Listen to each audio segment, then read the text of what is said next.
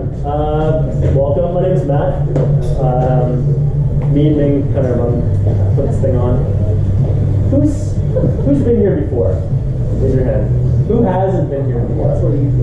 Okay. They're all back. Come on, come to the front. Well, welcome. Yeah, my name is Matt. This is Ming. And we're Volition Properties. So, the Volition. Hey, do you mind turning off the music? I got it. Yeah. So, who's Volition? So, Volition is a real estate investment firm that's focused on helping you, the investors. So, we have all the services under one umbrella to be able to help you be successful to invest here in the Toronto market. So, believe it or not, Toronto is a competitive place, but there is still really good investment opportunities. We start off with our advisory services. So this is what really differentiates us. If you want to invest in real estate, you want to go buy a condo or something like that, chances are you'll go to an agent. And you'll go, oh, I want to buy a condo. They'll be like, great, let's go buy you a condo. We don't really operate like that. We're going to take a step back. We're going to try to figure out where you're at, where you want to go, help you build a plan to get there. So that's what happens during the advisory phase. You kind of co-create a plan for you. We want to understand where you're coming from, what you want to achieve. So it's not about the next deal, the next that property. It's about helping you reach your goals and then structuring a plan within the context of real estate to be able to get there. Does that make sense? Then we have investment realty services. So we are investor-focused realtors. We operate at a very, very high level, a very, very sophisticated level, and we'll be able to help you achieve your goals that we set out together in the advisory phase, in that strategy that we co-created together. We also have renovation, design and renovation services under our umbrella. So if you're so inclined, if you don't have that experience, we can help you out with that. We have a licensed interior designer who can do ready set drawings. She can figure out great layouts. Basically, ultimately, to get rent-ready apartments for you. Right? Some of the places we help our clients buy need some cosmetic updates, and we can help you out there too. I mean, if you guys, we've got a builder right here. We've got some contractors in the back. You guys probably don't do this. You guys probably do a better job than us. And then we have leasing and property management. So basically, all these services you need under one umbrella for you to be successful. Yeah? That's it. Yeah. You're doing good. Okay, so in a nutshell, this is what we aspire to. We want to be this big freaking eraser for you. And investing is fraught with tons of pitfalls. It's very, very complicated and very stressful experience. You don't know what you're doing. And when each of us on the Volition team started out, we didn't know what we were doing either. And we wish that we had a helping hand. We wish that we had someone to guide us through that process. We probably would be a lot further ahead than we are right now, to be perfectly frank. Now, a number of years later, we have some semblance of success or experience. We want to pay that forward to you. It's a very, very it can be a very, very lonely journey being a real estate investor, and what we want to do is also create this community. That's what this meetup is, and this is what we try to create here at Volition. So I show this slide because really this is Volition in a nutshell. We want to remove obstacles for you. We want to remove roadblocks for you. We want to help you succeed. Okay, so who are we? We're certified real estate investment advisors. We are Toronto's exclusive investor realtor for Rain Buyers Group. So for those of you who know who Rain is. Anyway, this is just a bunch of credentials, whatever crap this means. This is basically it's just like, okay, we have some experience, we have some credentials, right? We got nominated for a bunch of awards and won a bunch of awards.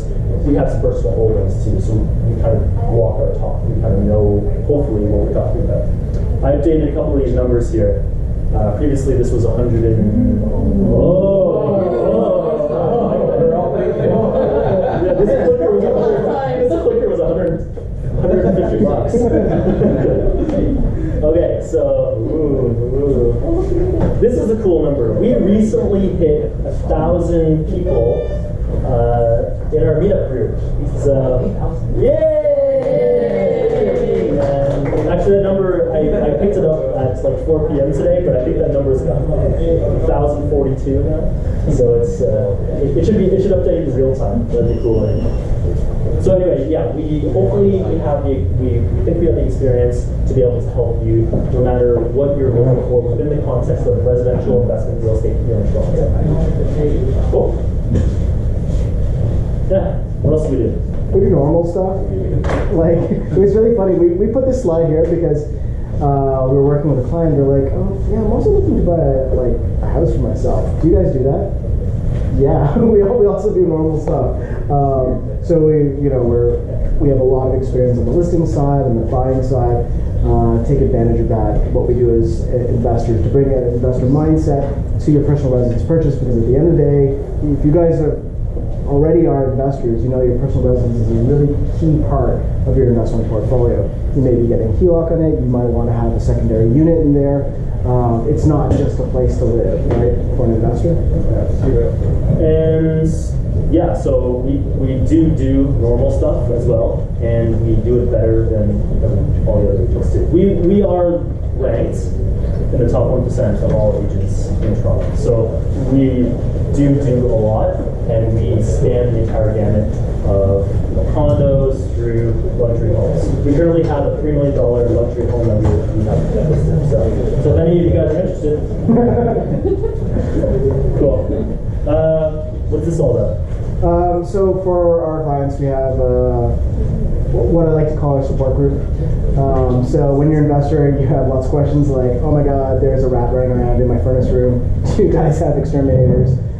Stuff like that. Just the daily grind of being a landlord.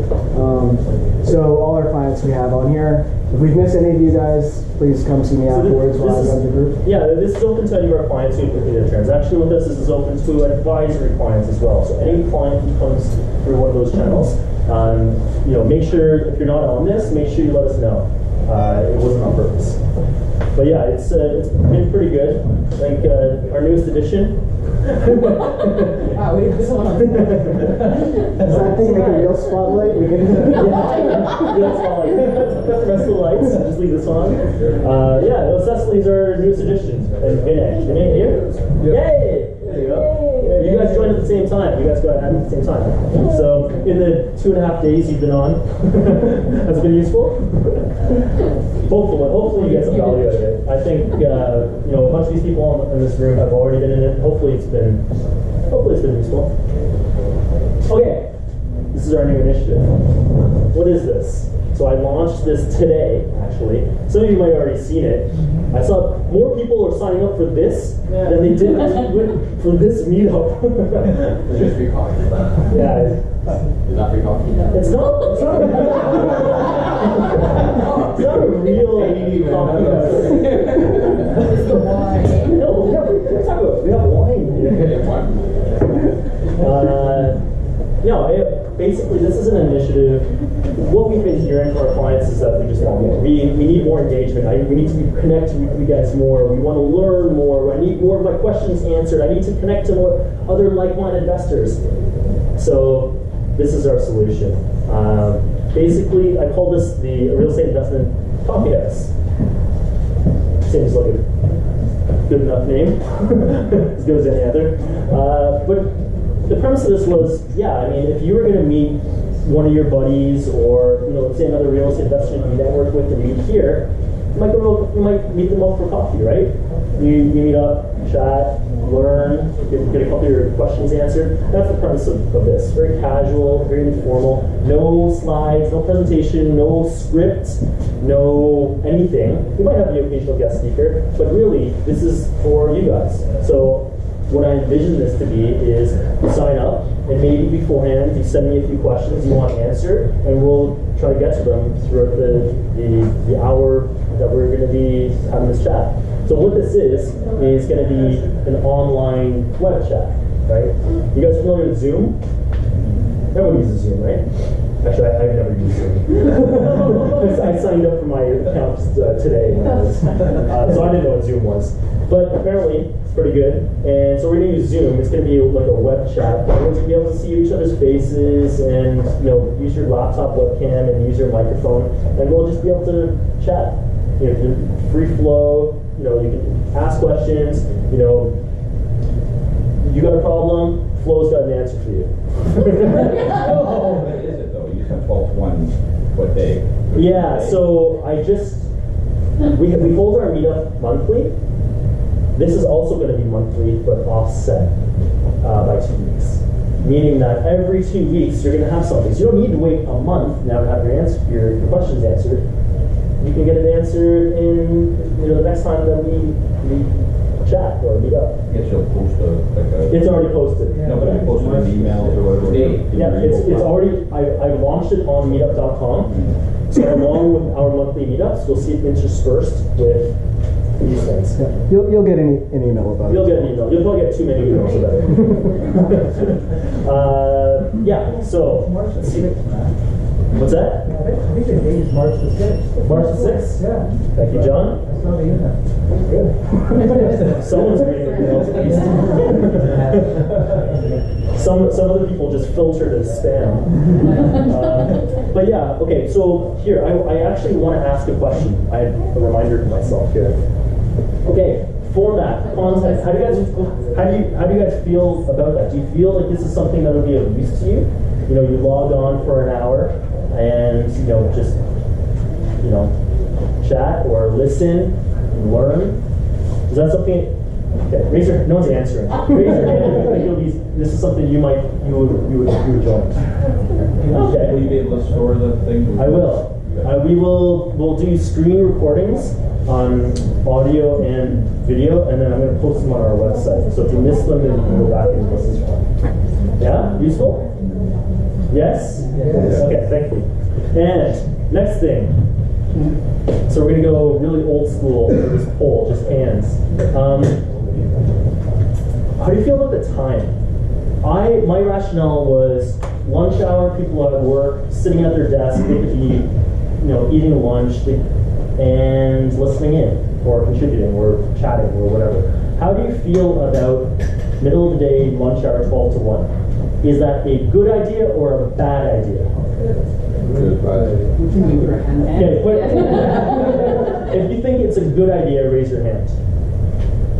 Okay, if you think it's a bad idea, raise your hand. It's like split. What the hell are you do with that? What other alternate times? What other alternate time would you suggest? Because if it's not lunch hour, then it's going to be after work, right? Like 7 p.m. or 8 or early morning. 8? Before everything goes wrong in the day. I'm sorry, I'm already. I have a 1.5-year-old, so I'm already awake. Like 7 p.m., 8 p.m., like 6. Do I just get a poll? Okay, here. Okay. If you want to, How about we have this one already planned. We can try running another one in the evening, and we'll. I want to see what people think though. Okay, raise your hand if it's 6 p.m. 7, 8. 7, 8. Okay, well that'll be our alternate time. We'll try and see how it goes. We may go meet at an actual coffee house. I know, it'd be easier if everyone just actually showed up. Okay, cool. Any questions? Next. $150. Bring it across in 2 hands. So every meetup we go through sort of the general stats, what's happening in the market right now.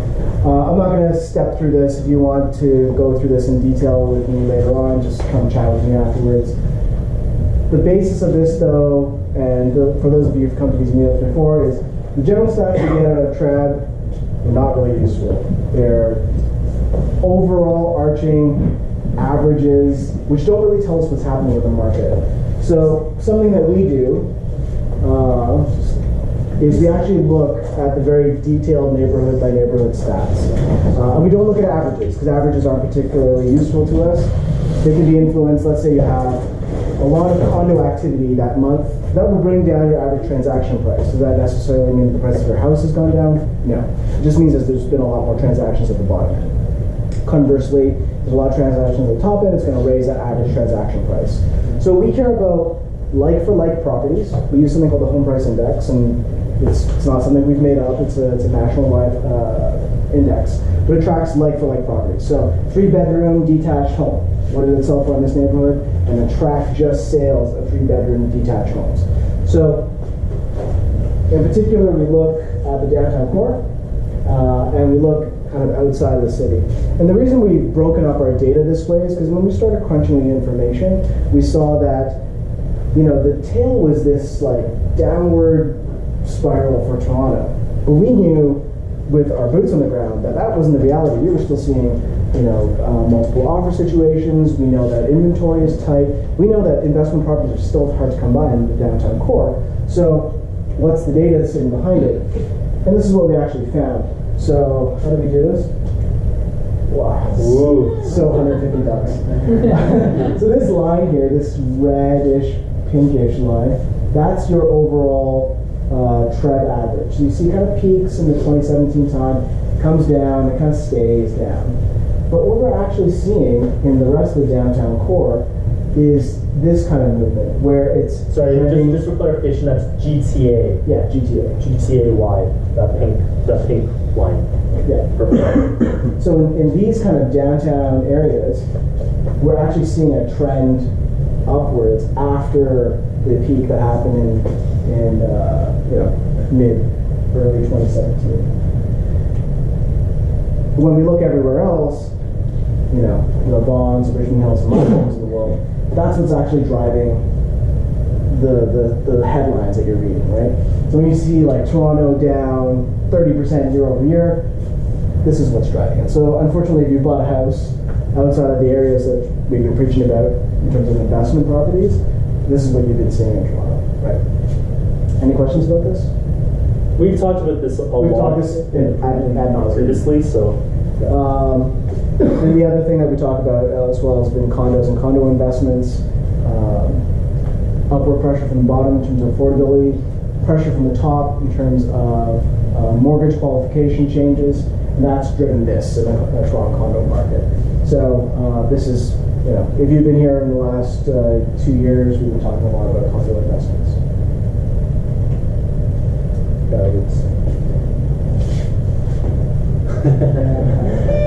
This place up familiar? Sorry, I just grabbed this picture. Okay, so we this is a new bit that we started doing, and this is, you know, if you bought when. I mean, we'll see how useful it is. And we all know how Toronto's kind of gone, but this one's an anomaly actually. So this one's quite interesting. Okay, so you bought this not 5 years ago, as we typically analyze. We bought this 1.5 years ago. Like, what the hell could possibly happen in a year and a half? Good question. Okay, so this was a fourplex in the Beaches purchased by one of our esteemed clients, and they purchased it in August 2017. So what was happening around August 2017? When did the market peak? May 2017. That's the right answer. I don't have time to ask some questions. So timing was actually pretty interesting here. So it had peaked, it came down, and the bottom for downtown areas was about September. So this timing was impeccable. Okay, so purchased a fourplex. I know you don't know, there's not much detail here, but how much do you think you purchased this for? 1 point what? 1.5? 1.2? How much? 2 something. Okay. And how much do you think it would generate? Just to give you an idea, it was not yet put to highest and best use. Rents were low, a few other things. You still maintain those prices though? 1.5, 1.2. I see a nod. Yes, we'll keep that then. Okay, rent. What do you think rents are across these 4 units? I know you don't know a lot about these units, but let's just say their rents weren't super high. So where do you think rents came in at? $5,000. 5 grand? I mean, Before you did it, upon acquisition. Maybe, yes, 6. 6? Okay. Expenses, mortgage, cash flow. Okay. We'll go, whatever. The correct answer is 905. What a fourplex for 905. Is that right? Remember? 905. Rents? I guess everybody else does this. So much for anonymity. Okay. Rents are 900, 1,000, 1,250, 1175, 4325. 4325. That's it. Yeah, yeah. Okay. Exclamation marks were to remind me that I was gonna elaborate on this. So you're buying this at like an amazing, like this is an amazing price. These rents were under market. They're low, right? I mean, look at them. We're not in Hamilton. Fuck. It's like, right? Like, remember it is for the children. Yeah.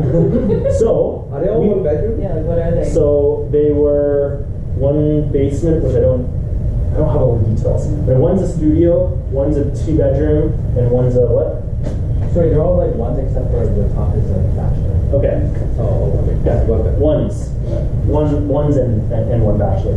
Okay, expenses roughly $950. Okay, that's pretty common. Mortgage, did a quick calculation. Cash flow. I mean, you look at this and go, oh, this is a crappy property. Oh, it doesn't cash flow. We look deeper than that, right? We can uncover hidden opportunities that others can't see because of our experience, because of what we know what we're looking for, right? So now, February 2019. So since then, you've done some work, correct? Some work? Yeah. He's texting. So you did some work. You know, let's say arguably got up to highest and best use, and now the place is running pretty smoothly. What do you think? What do you think the rents are now? After turnover, maybe some paint. It's like Queen East. Right? How much? Like Queen East. Queen East. Yeah. Yes. That's high rent. What do you think rents are now? 8,000. 8,000? Wow. You wish. Depends how much work you do. I know it depends on how much work you've done, but one bedrooms that are not, no, you didn't gut the units, but you did some nice stuff. 6,500. 6,500? Sorry? 6,500. 6,500? Okay. What do you think the appraisal, so this was recently appraised, actually. What do you think the appraisal came at? What do you think market value is? Like how much work was done though? Well, enough to get you, let's say, 6,000 or 6,500 in rent. 1.25, 1.3. 1.25, 1.3. Survey says 1.3. And how much work do you actually put into this? Dollar-wise. 40 to 50,000 of. So like, I'll tell you right now, it wasn't the work that was done that listed the value. This was just an amazing acquisition. We just saw value where no one else saw it, right? So, 1.3 for this fourplex now. Rents are 5,900. So not the $6,000 or 6,500 you guys are at the lunch. But this is amazing. So look at these numbers. Yeah, you know, after your same expenses, same mortgage, your cash flow is skyrocketing now. And let me do next. So I know you're going through this right now. So it's not always a smooth ride. That's where he comes in. But even if you were to do an equity takeout at 80% loan to value, if you could, you would take out over $300,000 for holding for a year and a half and putting 40 grand or 50 grand into renovations. And you got rents up high enough that it's still cash flow positive, even after you did an equity takeout. This is insane. So, yeah. OMG. Any questions? Yeah. What's the bonus to MLS? Yeah. That's what it is. How did you get rid of the tenants? How'd you get rid of the tenants? And 12. And 12? We got vacant possession. We got vacant possession. We negotiated that. So it's in the terms when you. It was part of the purchase agreement. Not easy to do. Let me tell you that right now. Sam knows. Sam's the one who actually does it. I just talk about it. Any other questions? Okay, cool. We need to move on. That's fine. Oh, our secret weapon. Everything was calculated here. Go to volitionprop.com. Oh shoot, the website's not. Okay. go to volitionprop.com/something. Calculator. It's right off the home page. It's right off the homepage. You can do all of these calculations right here. We have actually, this is our secret sauce, this is our secret weapon. Go here, run all your analysis for all of your properties. Okay. Usually I run through what's happening in the news. Just going to talk about one thing. I don't know if you guys saw this headline. Amazon canceled their plans for HQ2 in New York. Why do we care about this? We're here in Toronto. They're not coming to Toronto, by the way. Why do we care about this? Renee. So that Google could cancel sidewalk labs and things like that. Could be. But no, it's a good point. Google could cancel sidewalk labs. What we always talk about, though, to your point, is when we invest, unless construction is started, it's speculatory, right? There's speculation behind it. At any point, Amazon could cancel until they're actually getting workers into those buildings, right? They may have to pay penalties, they may have to do all these other things, but it's no big deal for a company like Amazon. So if you're buying based on infrastructure projects, do the ones that construction is actually happening, that buildings are actually being torn down, that we're actually seeing actual construction happening. So. Yeah. To your point around sidewalk labs and Google Smart City, one of the things, our contingency there, because we do like that area, it's actually just that if Google doesn't develop it, someone is. Like it's an inevitability, right? And there's a lot of things happening as well. East Harbor. East Harbor, the downtown relief line. There's lots happening on that east side of downtown. Okay. I think we need to switch our presentation over and get you up here. So let's. So this is our feature guest speaker tonight, Dave Goncalves. So Dave runs Vine Group.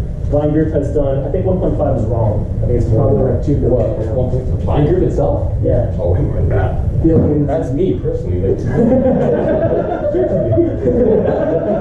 we will laugh, okay? Billions and billions. I thought about $2 billion in financing over 15 years. Yeah, but That's an old bio. yeah, it isn't it? Vine Group does $500 million a year.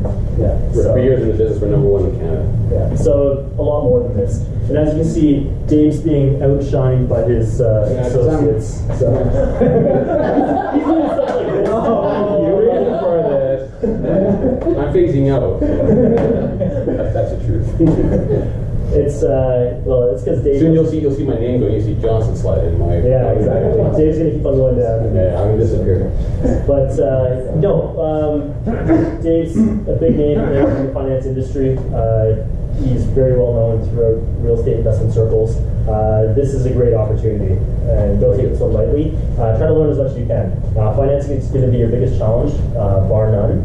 It's not the market or interest rates or other crap that people talk about. It's going to be your financing. I'll show that right off the bat. So take some notes, ask questions, and see if you can learn a thing or two. So anyway, welcome Dave. Right, thank you. Announcements? Oh, no. We're going to switch over your slides. Alright. Oh, I just keep going? No. We're not there yet. Matt's running to the back. Oh, okay. I thought, Matt, you put it all together. So for my presentation, I did all the analysis, but then my assistant made it a PowerPoint, because I'm like 100 years old. She did it backwards, so we started at the easier scenario at the end, so I gotta go through it. So it makes sense. Does it work? Yeah, it'll work. Awesome. Okay. No? Nope. Let's do this. Here, I don't know why it's not working. I'll flip it for you then. No, it should work. I don't know why it's not working. Here, I'll just flip it for you. Who are we starting off with? Go all the way down. Going. Next one. Yeah, go back. So I think just to start off, in an effort to keep this anonymous, we use a real name. Way to go. But we we changed the We number. did change all the numbers. Yeah. So the numbers are necessary. So much for keeping it anonymous. Well, we did change the number. That's true, though. We did change the number because the scenario was a real scenario. But what this scenario is, and it talks about the goals, right? Buy first primary, right? Focus on investing in the future, which I think is important. So not objecting to buying maybe a 2 or triplex as a starter home, and keeping investing as a long-term goal, right? So when I start with a conversation with the client, the very first thing I ask them is, what are your goals? What are your objectives? What's the long term, not just your immediate need, right? Is this turned off? Is that what happened? I don't know why it's not working. Okay, let's try this out. See if I can- No. Just here, All right, let's move one forward. So, now the numbers are not exactly accurate to that person, but this is a very common profile. You know, salary employee, 3 or 4 years, about 100 grand, sometimes there's a bonus included, which we can use as real income. A co-applicant, and this mix of a salary person and a commission and a self-employed person is also extremely common. Someone who's self-employed, maybe 15 years in the business, a lot of tenure, but their personal income, and one of the benefits of being self-employed is writing off all your expenses. It was about 25 grand. So like 5 years ago, we would be able to go back and take a look at their gross incomes and do some add backs and use that. Not anymore, right? That's what we need to use now, is that net income. Liquid assets about $200,000 to $220,000, and believe it or not, that's becoming more and more common. Some people it's because family supporting them, others just because they've saved up over a period of time. This doesn't do me any good. You just put it down now. I just do this. So here's a question: like, who here relates to this scenario? First-time home buyer, some liquid assets, and with this sort of profile. Does this resonate with people? No, this room's a little more sophisticated. Only a couple percent. Okay. All right, but so let's go forward. So, no liabilities, also pretty common, a lot of millennials. Family household income just kind of netting out 120,000, net worth 210. You know, so when you add this up, personal serviceability, and that's kind of like a rule of thumb, you use 4.5 times income. It's 540,000 max mortgage. In Toronto, it's pretty hard to go find a place for 740,000 within the income stream. So when we get that scenario, go to the next slide. This is the thing I'm looking at right here. Is what's my purchase power, right? What is you as an individual consumer? What are you going to be maxed out at? Now, because I know this person here wants to look maybe at a house, they're okay with a multi-unit. Our options change dramatically. Can you move forward? Purchase a primary, right? So let's consider a house with 2 units. We can use 100% of the rental income because it's a first-time buyer. You can also do that for primary residences if you're buying properties under $1 million. It's a CMHC insured program. It's the only time you will use 100% rental income. Other than that, there's always an offset. What does this mean? Well, $1,500 rent. Let's say that's roughly the rent. You're basically looking at an increase of $240,000 for your mortgage purchase power. So your financing now is maxed out at $780. Before your purchase price was $740. Same down payment. A question though, $1,500 in rent, do you have to add expenses? No. No, just rents. Gross expenses is the cost of servicing the home, which you already have in your application, right? Oh, okay. Yeah. Right? So, now I got a purchase price of $900. Same applicant. All they're doing is adding a rental unit in their home. You know, if we were to put even let's take that number, a 120 down payment. So 120 down payment. I remember now because when we were talking, they wanted to use only half of their net worth. 780 mortgage, which is at a 2.9 rate. That's the other thing. So the best interest rates for higher ratio. And I can tell you why. That's a very long, complicated story. The long story short is cost of funds for the banks are tremendously low, so they give you the best rates. So 2.9 on a 5-year variable. 25-year ranch, that's only cash. You can't go to a 30-year amortization when you're high ratio mortgage. Are they looking at changing that? I saw an article about that. There's a lot of lobbying to change a lot of things. Doesn't mean it's going to happen. Right? This one, I don't think you're going to see any changes anytime soon. So monthly payments, sure. And this is where a lot of people kind of get caught up in the monthly payments. They go, hey, oh my God, $3,600. Not really in what they wanted to spend. But when you break it all down, even when you add the taxes, you put in the monthly mortgages, all your expenses, you take the rent out, you're back to $2,600. Now it's manageable again.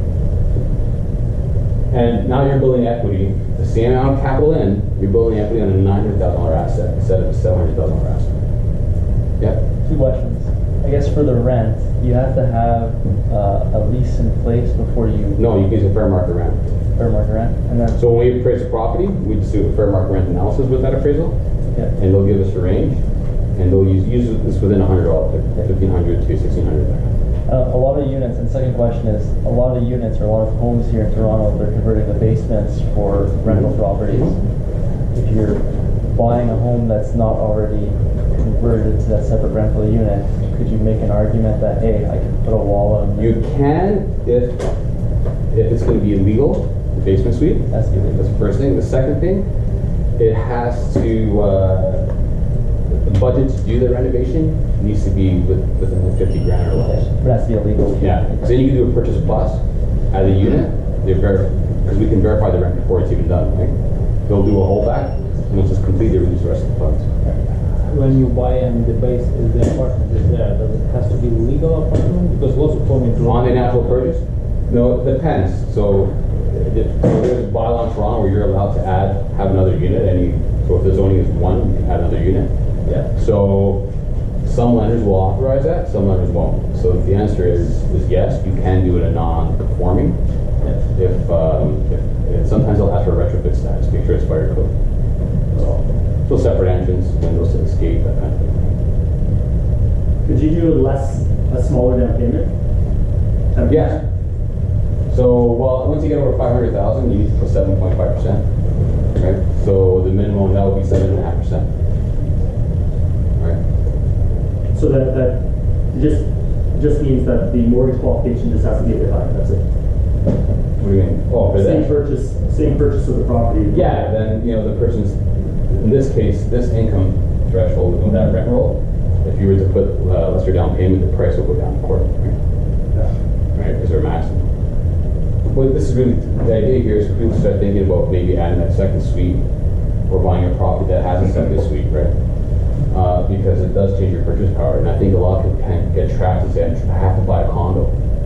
Well, not necessarily. There are homes in the Toronto area, the perimeter, just under $1 million, right? Semis, bungalows, lots of good stuff out there. If you put down 20% and do 30-year AM, would that change the qualification at all? You no longer get the benefit of the rent. It's no longer seeing machine. Yeah, unless you pay the premium. Yeah. So you could do it if you pay the premium. It's insurable. They would allow that. CMC will insure it, but you would get charged a premium. So your interest rate will go up, or you have to pay the premium. Yeah. But still, the rate goes up 30 basis points. You're still laughing. Any other questions? I feel like I'm no control. I'll go back. No, I'm just. So that's this scenario here, yeah. So who, is this a scenario that people think they fall into? Is this something that would be of interest to someone? Yeah? yeah, I think a lot of first time buyers. Now, if you own a condo, let's say you own a home, whatever, and you want to buy and you're primary, you could still qualify for this. So it doesn't have to be the first one buyer. It doesn't have to be the first time buyer. Anybody, so first time buyers are primary residents. So it has to be a primary residence, right? So if you live in like a $2 million house and you're saying I'm going to go buy a $900,000 duplex, the lender's not going to believe that you're moving in. It's very reasonable. That's the first thing people say, oh hey. So yeah, it has to be a primary residence. It's a great program. It's a really good program. It just came up. There's a lot of really good programs, that come up for self-employed as well. not the whole industry knows about this yet for first-time buyers and people who are buying under $1 million. I was gonna ask the question, but I think it's self-explanatory. Like, let's say you're adding that rent to this amount to the original mortgage price, and it just hit the $1 million mark. You have to give 20%. It's not at the rent, on the purchase price, it would be $1 million, right? No, but I'm saying, like, let's say that the rent premium that you're getting to increase your purchase price, the mortgage that you're able to follow. Oh, yeah, no, the price has to be $999. Okay. Yeah, it has to be just $1 under $1 million. So the trick there is, let's say you're $5,000 over $1 million, well, just do it as a $5,000 deposit, like non-refundable deposit, but do the deal at $999. So you're paying the guy $1,500,000, but your contract is written at $999. Okay. And we've seen clients do that, even like as high as $20,000 differential, like $1,020,000. Well, they'll do that. Really create on the realtor side, obviously, and it gets them in the program, right? So they can still be high ratio, right? And mathematically, their interest savings are so much that it's worth it. This interest rate for a traditional mortgage will be 3.35. Just to make sure, so the property has to be under $1 million. Yes. That's to get that interest rate. So you get the interest rate and to be able to use the full 100% of the rent. And it has to be primary residence. And it has to be primary residence. How long is this program sticking around for? I would suspect it's not going anywhere. CMHC's one of their main mandates is to increase density, right? Affordable housing, and they feel this is one of the best ways to create affordable housing is by encouraging second suites. Yeah. Does it apply to refinance? No. Strictly on purchase. On a refinance, you can't refinance high ratio. It has to be conventional. It has to have at least 20% equity to refinance a property. And you can no longer CMHC insure it. You lose your insurance coverage if you have CMHC insurance. So with that, you would only use 50% of the rent. You're going to use a smaller factor. But the objective here is if you buy this property, and somebody who does that, and you hold it to the property for 5 years, I'm sure there's another slot. 100? Dude, $150.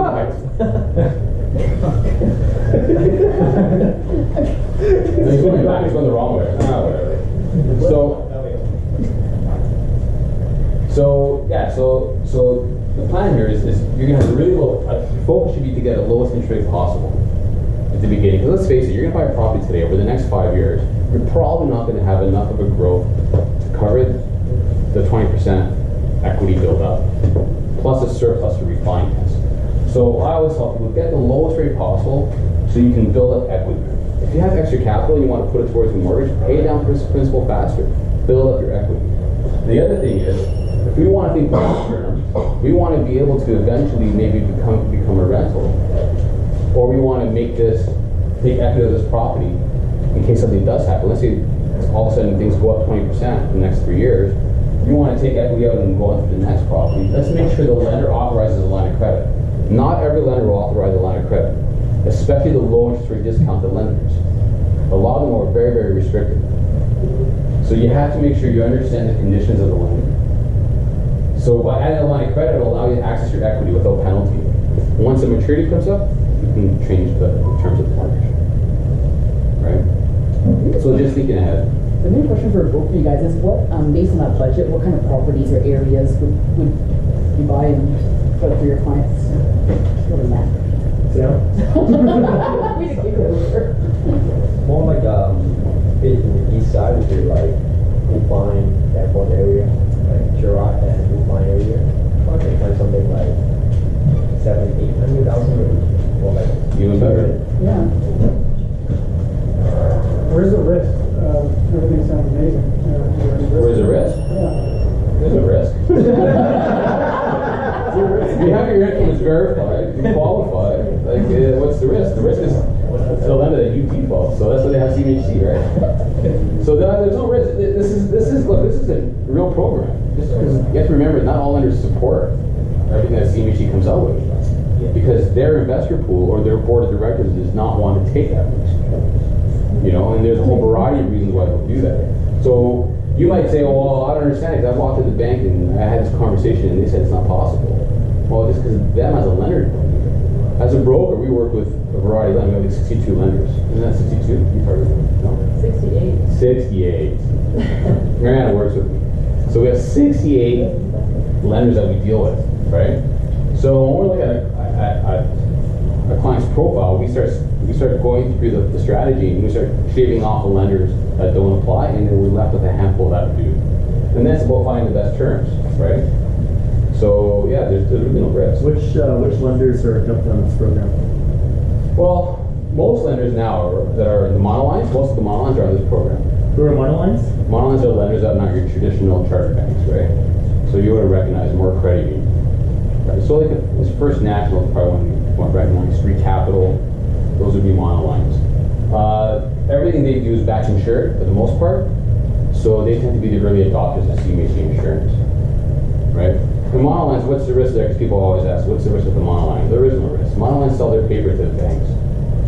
Banks use them to keep their cost of funds down. So like this mortgage here, let's say we did it at street, that's a TD funded mortgage.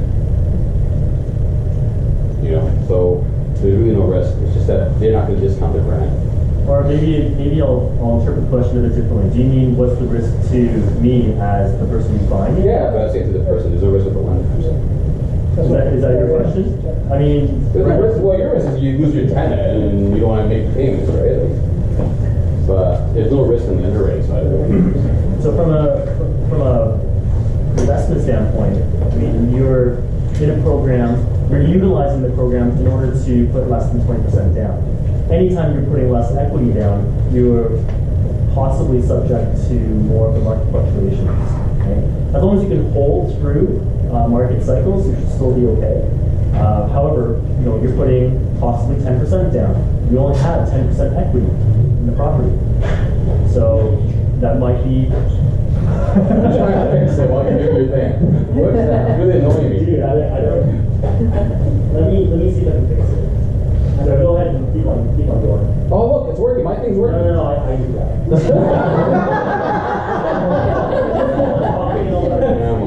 Okay, did you finish answering the question? I think we can move on. Oh, sorry, go ahead. Sorry, from your experience, how big can be the line of credit on the dollar mortgage? 65% max, but in this case here, you can't get a line of credit until you build up the equity, right? Yeah. So once you have the equity, then you can start tipping into it in the form of a line of credit. Okay. So if that property goes up to $1 million, you got an extra $100,000 of equity. You know, the mortgage up to 80%. Actually, a couple of examples that we're going to talk about have lines of credit included in there. That's 80% loan to value. That's $800,000. You can now, thank you. You can now get a line of credit up to $800,000 or 65% of the value, whatever last week. If you have already primary residence and real estate, rent that one out to buy another. You could. You could do, is that scenario I showed you? Yeah. You could definitely, if you have a primary right now and you want to upgrade, you can definitely do it. But not to upgrade? That's what I was saying. If you have primary and let's say 2 investment properties, you still can. 2, yeah, you can. Once you get to 4, it'll be better. Yeah. So we have lots of clients who've done that. They own a primary, they might have a rental, and they want to buy another property. You can still go high ratio. There's this misconception that you just can't insure it with the same insurer. So because there's only 3 insurers, you only get 3 of them. Yeah, but it's perfectly legal, but no. Does it matter which one you claim as your rental unit? Like if you say you want to live in the basement? So that's actually very common. So a lot of times we'll advise people that, look, you know, if you're prepared to live in that small condo, maybe you can live in that basement suite for a little bit. Collect a larger rent roll from upstairs, you know, and then when you're ready, your incomes go up, life changes, and move upstairs and swap it around. Is that just about intent though? And then What intent? upon close, you're like, oh, this is actually recording, right? this is a little smaller than I'm used to, and then. Yeah. I love the question. You rent out more than 50% of your principal residence. Isn't that cause issues for tax reasons? Well, I'm not a tax specialist, so you yeah. For the purpose of financing, it's not an issue. Tax side, that's Sorry, I'm just going to come back to oh, sorry, do you have another question? Come back to risk. The other thing is your debt servicing is higher, meaning that your monthly mortgage payments are higher because you're only amortizing the mortgage over 25 years instead of the 30 years that we normally would do. So it means you have a higher mortgage payment and less cash flow. It's offset by the fact that you have a rental unit, But that is sort of the other risk if I was going to try to identify. Yeah, but your interest rate is going to be And your interest 10% less than Oh, okay. than a fair market rate. I'll- So I'll you're going to offset. save a lot there too. Okay. Yeah. Any other questions? Who's going to rent out and buy their primary residence at $999,990? I think this is a good opportunity there, right? Yeah. But here's a scenario: family. Hold on, is he here? I don't know. Yeah. I have Okay, he's here. So, sorry, one of the reasons we actually put a name to it is So we can ask questions. You can ask questions. So like, actually ask the person whose scenario this is. You know, the numbers are different, but you know, because it does come down to goals. I mean, Well, the numbers here are significantly different, but the end part, like the stress point, is having somebody whose income is tied in 100% to real estate, and who is closing on more real estate in a very challenging market. But I actually downplay some of the numbers here, but it doesn't matter. But look, here's the reality though. Like, somebody who's doing flipping, that's considered like the highest risk for every lender. You go to any lender, B-side too, a lot of lenders, you tell them you're flipping properties, a lot of them will, yeah, I can't. It screws up the. Oh, yeah. Something to do with your full screen is screen level. so, oh, maybe this works now. Does it work? No, it doesn't. Residential, like, that's for you, yeah, residential. No, it's only $150. So the thing with the flipping, when you're flipping properties, it's really obviously very high risk. Lenders tend to stay away from that. B lenders who used to do it 2 years ago are out of the market now. It's a big no-no. So there's a very, very small pool of options in there, right? So we have to take that into account. Most people, when they do flips, are using private equity to do the renovations. If they are doing renovations, if it's a buy, hold, a sign, or that kind of thing, then a lot of people are relying on B lending or some short-term private lending to bridge them in between the acquisition and the sales point. And then when you try to hold stuff in your portfolio as you're flipping, then it becomes even more difficult. Because now you have an inventory of real estate, you have doors. And lenders have limitations to how much they'll lend to you. So if somebody has, let's say, 4 properties, well, there's a whole bunch of lenders that will stop lending to you at that point. If you have 6 properties, the funnel gets smaller and smaller. You got 8 properties, it gets smaller again. And it doesn't matter how many mortgages you have with the lender. Like Scotia has a 4-door policy, they'll sometimes go to 6. But it doesn't matter how many mortgages you have with that. It's how much you own collectively. Globally too. And I had a scenario with a client who had U.S. properties in tax returns, and they couldn't get financing in Canada. They only $50,000 each door in the U.S. Because they had 11 doors. But why are they considered risky? Because if they're paying and making the payments and everything like that. Look, that's for the lender to determine why they think it's risky. They think it's risky because you're overexposed to real estate. Real estate drops 30%, or your tenants' income drops, your rent roll drops 30%. Can you still make payments and survive? And most people with large portfolios are going to be struggling with what happens. It's the doomsday scenario, and we can argue that that's happening in Alberta right now. I have lots of cases where that's happening. So, you know, So that's the other. Oh, there it is. So closing a house property in August, that's also another stress point out. There's a property in the scenario here. There's a property that's closing sooner, so we put a 6-month time frame in that and saying, okay, we have this closing coming in, and we have this portfolio. The question is who do you go to? What lenders are still going to be available to you? Does this not work either? Oh no, it's working. You just Oh, it works slower than at locations. So like families hold income to be about 150,000 on the personal side. Corporate income, 200,000. This is something that. Sorry. This is something that we. That's why I spent the 100. This is something. So when you go to a bank, they're looking at this, right? I feel like I have to change around. They're looking at this part right here. How much you verify your tax return to T1 net? They're not looking at corporate. And for people in real estate, you'll see even higher incomes than that. I have clients who will show $1 million in corporate, you know, and you try to get them a $200,000 mortgage. Good luck to you. Because on the personal side, they show like 20 grand. So in this case here, you know, dual income, one spouse is working, the other spouse is managing the business. So this is kind of more of a scenario that you might see. Liquid assets, $100,000, you know, very common. So I have a question. Corporate income. So all the whole properties are they in a separate corporation altogether? Like so all the yes, in this portfolio, all the properties except for primary will be in the corporation. So when you say corporate income, you're talking about the active business. In the active business, buying and selling real estate. Not it's not like you know, IT consulting company on the side, right? But the same things would apply, right, to that. So, you know, the primary residence, very common. In Toronto, if you own a property for a number of years, $2 million, mortgage will profit $9,000. Will probably be a chartered bank with the National Bank on there. You know, that's something that I look at very carefully. The minute I look at an app, one of the things I want to know is who's the lender right now, so I know what options I have with this property. You know, property taxes, mortgage payments, payments of $3,900, taxes of $670. You know, this is a very common profile.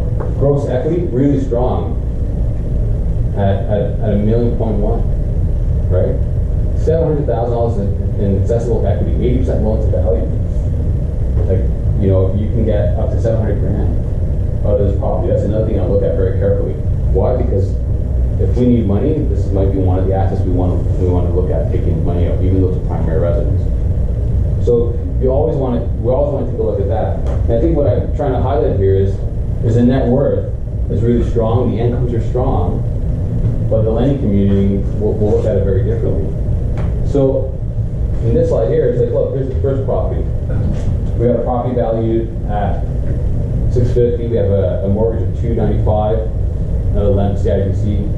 No line of credit, which is also very common in rentals. I'll tell you right now, one of the very first things you should do if you buy a rental property is always try to get a line of credit on it.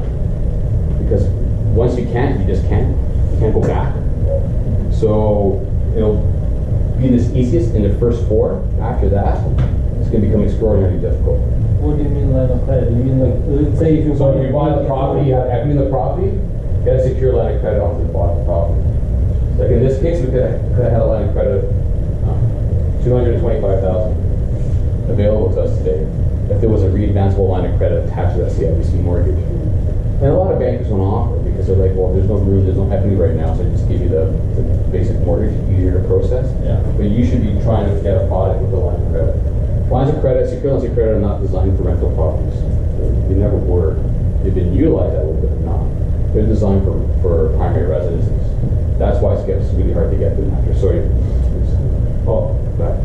Is line of credit better ways to buy a second property compared to refinancing? It's better. Well, I like the fact that you can keep the line separate from the mortgage for tax purposes. You're writing off your interest costs. It's a little bit easier. If you do a re-advanceable line of credit, what we're talking about here, you can't convert that line of credit into a mortgage. So you get your interest rate down. You don't have to keep the higher interest rate. And your payments will be roughly the same at a 3-year end. And as you pay down principal, it'll free up the line of credit again, so you always have access to it again in the future. You know, where if you just refinance, once you run out of financing room, you're not going to be able to go back and refinance that property. The line of credit you can reaccess it. Yeah. How much higher do you find mortgages are if, say, you have a line of credit? Like, say you could get 3% with no line of credit attached. Do they generally charge you 3.3 if they include the line of credit? Or do they just keep the rate the same? Like, how much does having that caveat on your mortgage bump up the rate? Well, for the mortgage component? Yeah, if you like had it. If you have a line of credit? Yeah. The line of credit won't impact your interest rate. No. Look, the reality is when you're dealing with a bank or a credit union for your line of credit, they're not going to offer you the CMHC rate that we were looking at, the 295. It's going to be more like 3.3. Yeah. Right? That's the reality of that. But if that's the difference versus having a line and not having a line, I'd go with the line. You're going to write off that interest. Really, what's it cost you? It's 15 basis points. Real cost after. So, and if you're thinking long term, that line's going to be becoming very, very useful, right? Because look, if we had a line of credit here right now, they'd be self-funding all their stuff before. They wouldn't need anybody to refinance anything and get really complicated. So you got a question? Yes, the step products, example of that, with social? Yeah. So that's one of the products. Yeah. Actually, the step is one of probably the best in the industry. Yeah, that's what I mean. So as property values are increasing, would you recommend possibly a collateral mortgage? Yeah, well, all the banks are raising us collateral mortgages nowadays anyhow, right? But I would go back, if as the property values increase, you should be reevaluating your portfolio, like every other year at least. And if you build up equity, you want to go back to that lender and see if you can add a line of credit at that point. If you don't have it, or increase the lines that you do have in place. Can you explain what a collateral mortgage is for people who... Well, a collateral mortgage means that they're going to register a single charge on the whole value of the property, typically. You can restrict it to 80%. And then you can cut it and segment it to different tranches. You can customize it. It's basically registering a line of credit in the place of a traditional mortgage, right? So you can now customize and carve out whatever you want out of it. There used to be a big problem with them because they used to break up different segments. You used to pay penalties and pay discharge fees in each one. Not anymore. Now it's just one discharge. There's one collateral charge. But it helps you access equity as your property value rises? Yeah, so if I register, let's say you buy a property for $650 and I register the collateral charge at $650, I can, as the value rises, I can all the way to $650,000 on my line, increasing my line, without having to go through the whole process of legal fees, right? You have to qualify for it, obviously. Would you suggest setting up so that say if you property or if you're getting mortgage say 650, right? Instead of getting mortgage for 600 and then 50 in line of credit, at the start. Even if you get a look, if you buy the property for 500 and you put a 20% down, 100,000, your line of credit is zero. You still get the line of credit zero. Because every time you pay on principal, you're going to free up equity, and you're going to be able to re-access that equity. So your net principal payment, you paid $100 in principal, and they got $100 in your line of credit, right? Every time it's re-advanceable. So as you pay principal, your line limit goes up accordingly. So your exposure is always the same amount. It's always at 80% of the value of the property. So in this circumstance here, what we're looking for here is also,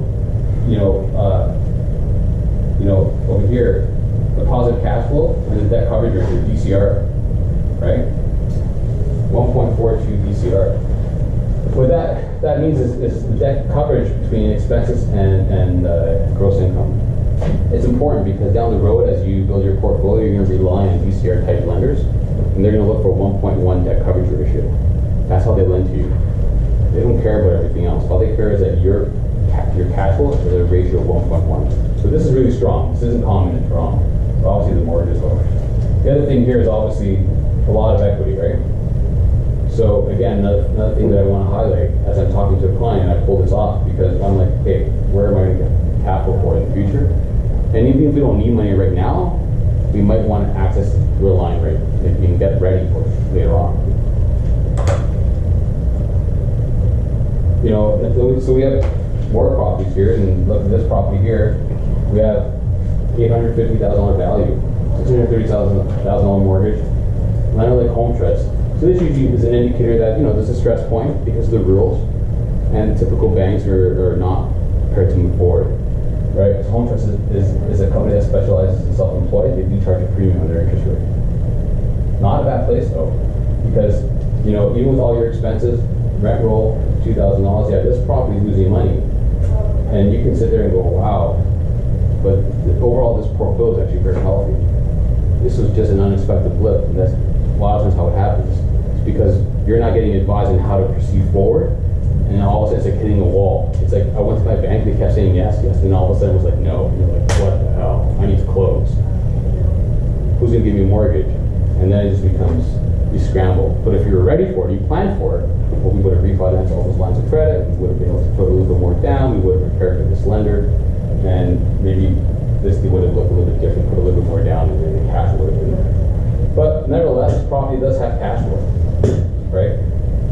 And has a debt coverage ratio, so a negative debt coverage ratio, but has equity in the property. So when you look at something like this, well, maybe by re-amortizing, not this case right now, sometimes you have people who own a property for 5 years. Simply by refinancing and re-amortizing them, increasing the length of the mortgage, you can get your debt coverage ratio back home. But that's another technique we use as we look at portfolios.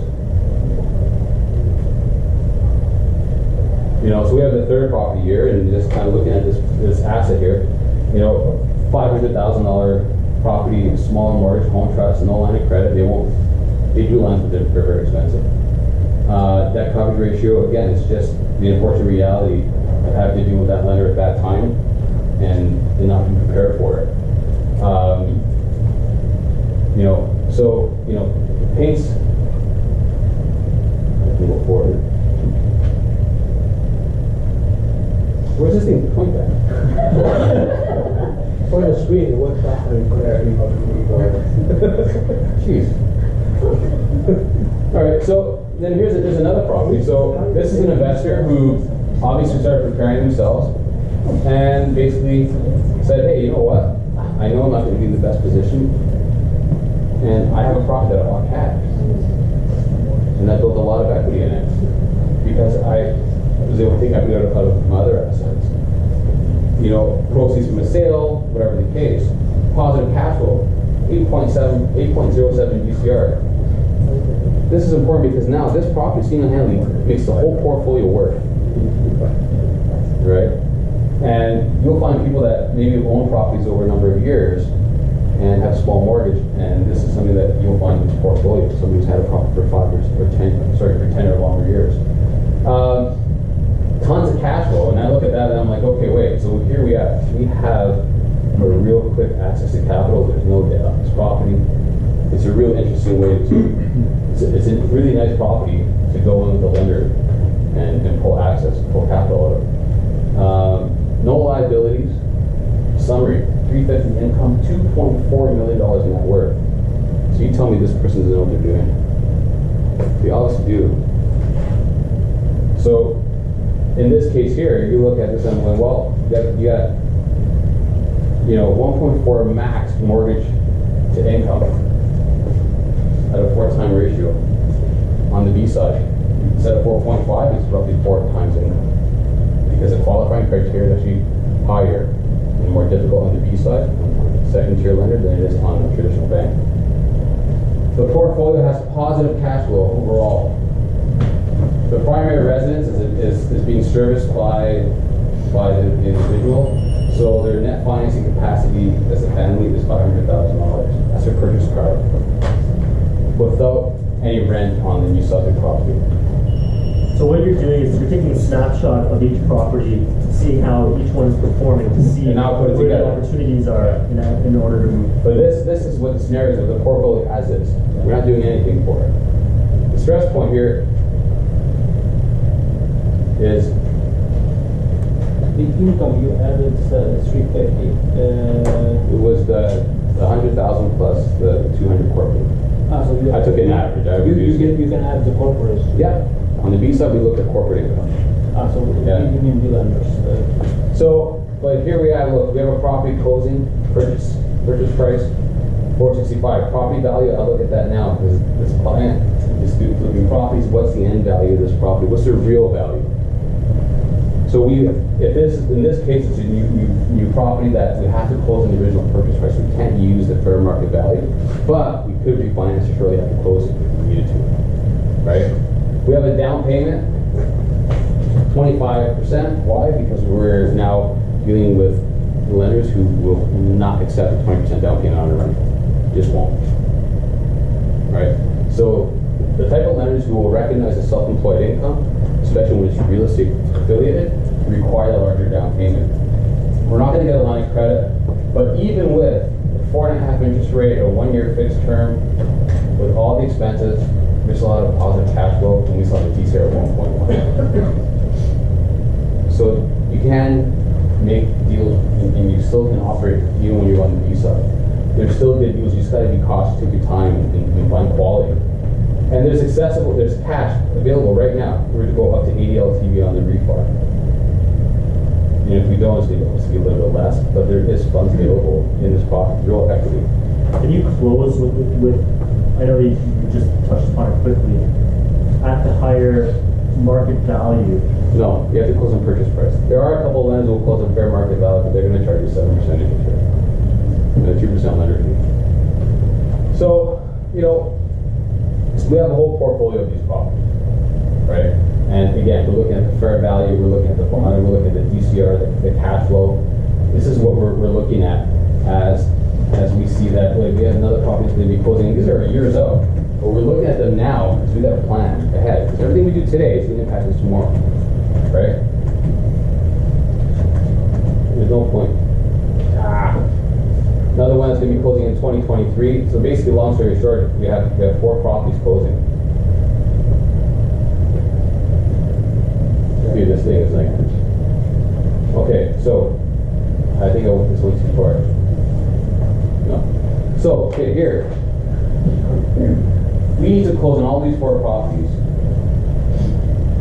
That's the reality. We need to close on these properties. We have to have a plan because we have a problem here. Home Trust, as a lender, who's probably the only lender right now that recognizes professional rental income for flippers or builders, they have a 4 property limit.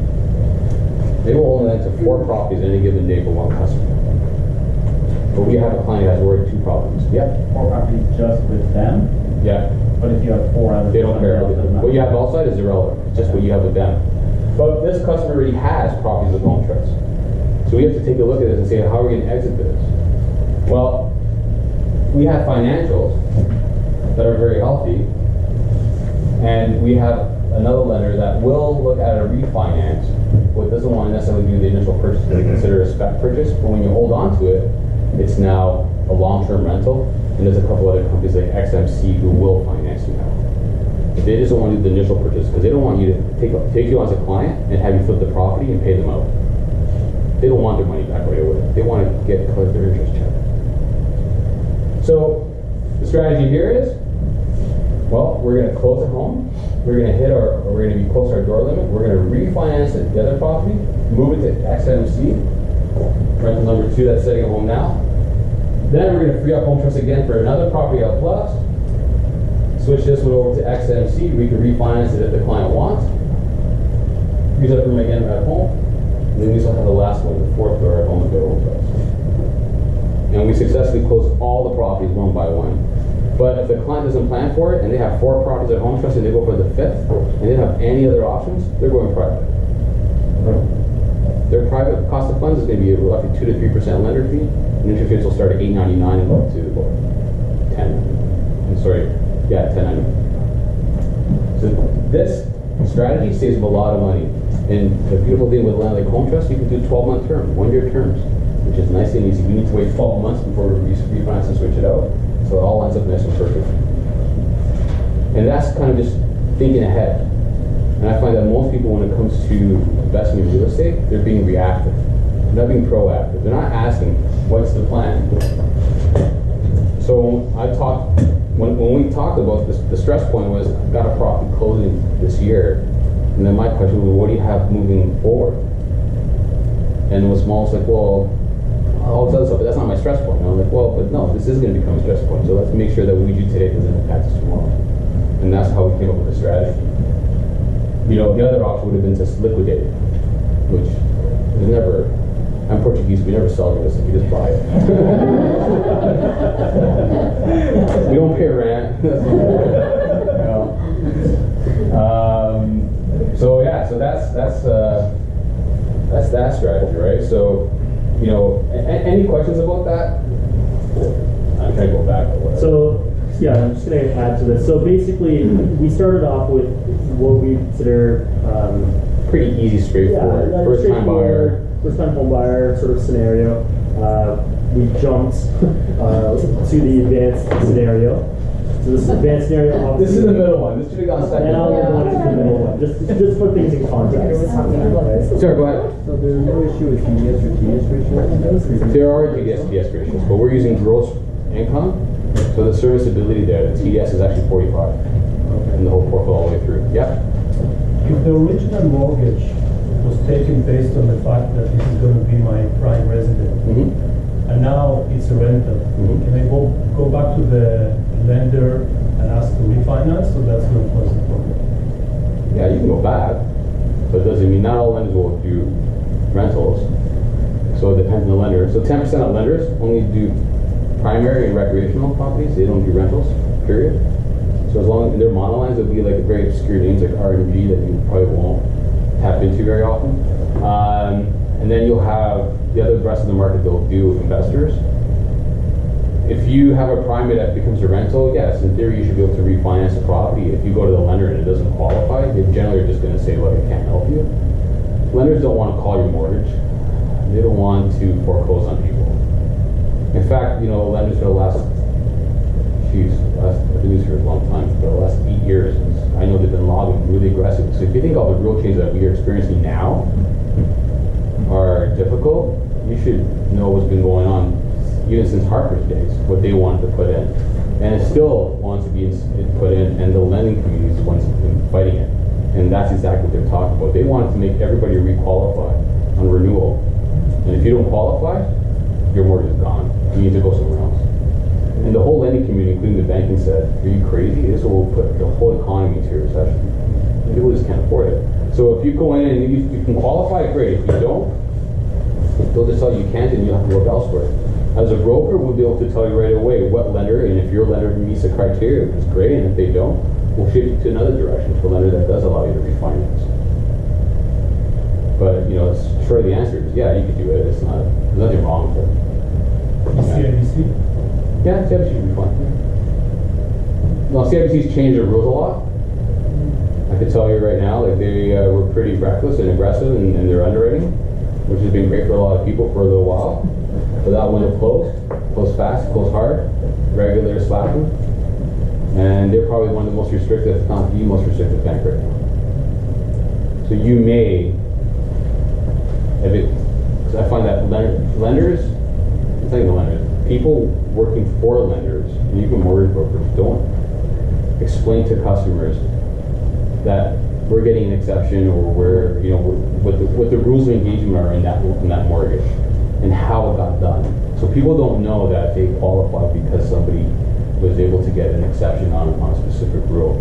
And now you go back and they go, oh, we can't help you. But if that's the case, we can definitely look at other lenders and see what options we have. But I always say, tell people let's start where you were, right? Let's go back to that bank first, view those options, and then look at elsewhere. That's the secondary option. Yeah. So our whole thing is, it's all about planning ahead. It's all about making sure we understand what the long-term goal is. So if you're my customer and you tell me, look, Dave, like that first customer, it's like, hey, I know I want to keep investing.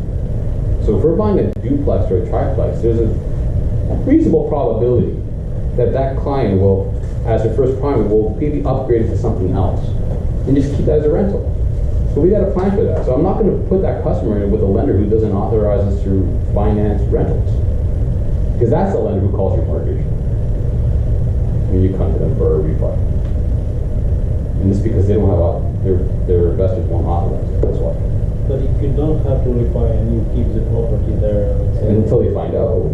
We've had a couple of cases this year where people were up for renewal and they got caught and they got booted out. Not clients of ours, but scenarios that we had to fix and transfer because they no longer met the lender's criteria. Right? Lenders have investors who trust them to follow a very specific set of rules. And they give them the memorandum, and they're like, this is what I want. This is your box. You cannot play outside this box. If you play outside this box, you need to call me and ask me, because I'm not paying for that. I'm not giving money for that. So if you're outside the box and they didn't ask, then they find out, they're going to have to get rid of you because they will be contractually, they'll be at risk against their investor. And their investor could, penalize them for that. And there's reputational risk for them. So it's very rare though, but I think you have to be aware of that, when you're looking at your plan. And sometimes people say to me, it's like, I'm too ambitious, I don't want to say it out loud. It's like, I don't care. Tell me you want 100 properties, I really don't care. But if this is what you want, then let's talk about creating a plan that gets you there. And if there's limitations, then I'll tell you what the limitations are. And some of them you can maybe work around, and others maybe will be longer term and you can't work around. Maybe you change your focus. You go from res to commercial. We have a lot of clients who transferred to commercial real estate over the years because of the residential rules. Right? So this is more like a kind of like a medium case. We've got Joe. He's Sure. It's Joe Okay. Keep investing in, he wants to keep investing, buy and hold. You know, he may look to buy and do some renovations and flipping in the industry. Wants to replace professional income. This is something I get a lot from investors, and we work with brain candidates, we get this all the time. They want to retire and stop doing what they do, and they want to just make a living off rental income. That previous client is an example of somebody who's done that successfully, right? But obviously there's challenges. So this person, you know, found this household income between 150 and 200. You know, they're a little more established, liquid assets. This is actually something, a lot of assets. And this is, you know, a client that we modify some stuff to, but it's a pretty accurate picture as to who they are. And the reason why I put this out there is because I think people look at this and go, wow, that's a lot of net worth. And that's a good income, right? And we want to look at that and say, okay, here's what we're looking at. Again, who's the lender? So this is a monoline lender who has this mortgage. I want to know that because this is, I can't get a line of credit with that monoline. I want to make sure I highlight that as I'm looking at the deal. Again, I want to look how much we have, how much we can access in equity, $120,000. Okay, we're looking at the portfolio. Properties of $500,000. Great positive cash flow. It's only $350, but the debt coverage is 1.25. So I know, okay, we're still good. We're still in good shape. We can still work with DCR lenders. We're not stressed out. We also have equity in this property. Lenders RBC, well, that's a plus. We can probably go back to them and get a line of credit. We're not restricted on that. Third property, CIBC has a line of credit, no balance, with a limit of $8,000. That limit is readvanceable, so as they pay down principal, the line of credit limit will go up. That's really intelligent, it's great. Why do I want to know that? Because I might want to go back and increase this limit right now before we do any other transactions.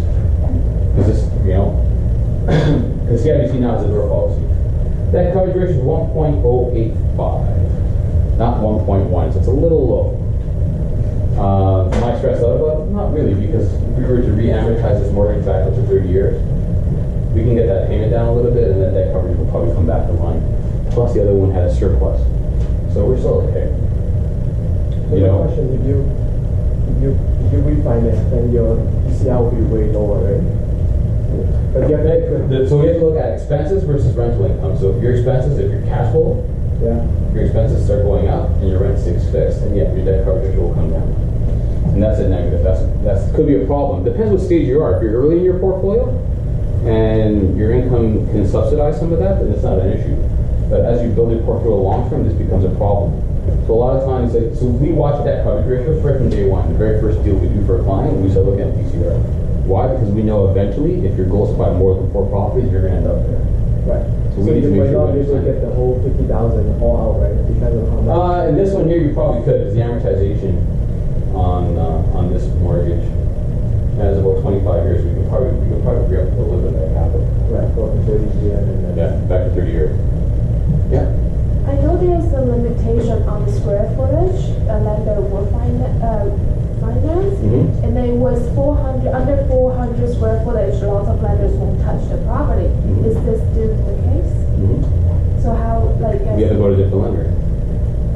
In this case, CIBC finance is fine. Yeah, so this, you saw the square footage, so that's definitely that. Yeah, these are studios, and in this portfolio, and you're right. So lenders like BMO don't like it. A Bank of Nova Scotia doesn't have a square footage limit, but they want a bedroom in every unit. So you can have a 1,000 square foot studio, they won't touch it. You can have it to 350, if you can find a bedroom in there, they'll find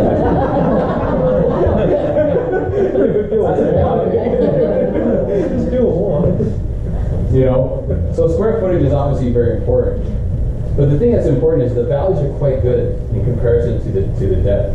There's equity in all these properties. The debt coverage ratio overall is very good. You know, one by one, that one was off a little bit, but this one is made up for that. You know, so we have this car lease. Okay, liabilities. A lot of people have a car lease, right? It's very common, or a loan. Do it. You have somebody who they have lines of credit with balances, so they have a $200,000 secured line against their investment portfolio with $80,000 balance. They have a $7,500 line of credit with a balance, and I know that money was actually used in invested intelligently, but it doesn't matter, the lender doesn't, they don't care. We have a $50,000 balance, $50,000 line of credit with that, the balance is being paid off right now, so that's why it's zero. But nevertheless, average income, 170,000 household, 1.2 net worth, and everybody's looking at that and going, that's a good profile, right? $765,000 maximum mortgage income rate to income to debt qualifying. 4.5 times income, that's how much they can get. They already have financing. This car is going to reduce their purchase car by financing by $30,000 at least. They have financing because of the unsecured lines of credit that impacts them by $900,000 because they use 3% of the balance as their factor payment. That's a $6,000 minimum monthly payment. So this person's income qualifying is $679, but their credit access has reduced them to negative $545,000, even with that net worth and that good income. These lenders, Desjardins, Merrick's, First National, these lenders are funded by TD. TD, they use line of credit limits, not balances. So their number would be even lower. Lenders like Desjardins, Meridian Credit Unions, they use 3 last month statements on the balance of the line of credit as an average to calculate the debt servicing. So how's this person going to move forward? And this is actually very common. Maybe not the lines of credit, so this number might be a little bit smaller. But somebody who's going, wait, I have the income, I have net worth, and I still can't get enough of a mortgage to invest in something. You may even have cash. Equity lending doesn't exist anymore, so this then becomes an issue, right? So what are we going to do? We're going to refinance the primary, refinance the rental, refinance the other rental, the other rental. We were able to put lines in all of these. We can pay out the $390,000 available funds. We can pay out all those lines. Lines of credit secured on real estate are factored like a regular mortgage. We just take the balance, put it into a 25 or 30-year end, depending on the lender. You put the regular qualifying payment like you would on a mortgage calculation, and that becomes your payment. The servicing requirements for that is like $2,000 versus $6,800. Now they have $185,000 available to invest again. Remember, they had $765,000 max that they qualified for in their income. They still had a car lease. The reduction in financing power, because the secure line of credit is now only $390 instead of the $900,000. They now have financing capacity of $175,000. It didn't include any rental income, you know that. It is here now. Well, it wasn't the math in the back end, right? For those properties, but here's the debt coverage is all 1.1 or higher, so we don't have to worry about that.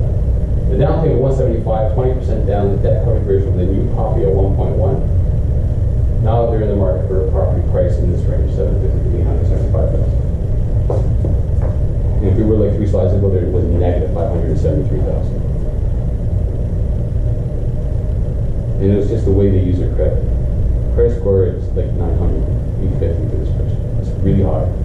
Top 3% of the population of Canada. And when you went back, nobody was getting a mortgage. Now, everyone's going to give them, well, not everyone. 80% of the market will give them mortgage.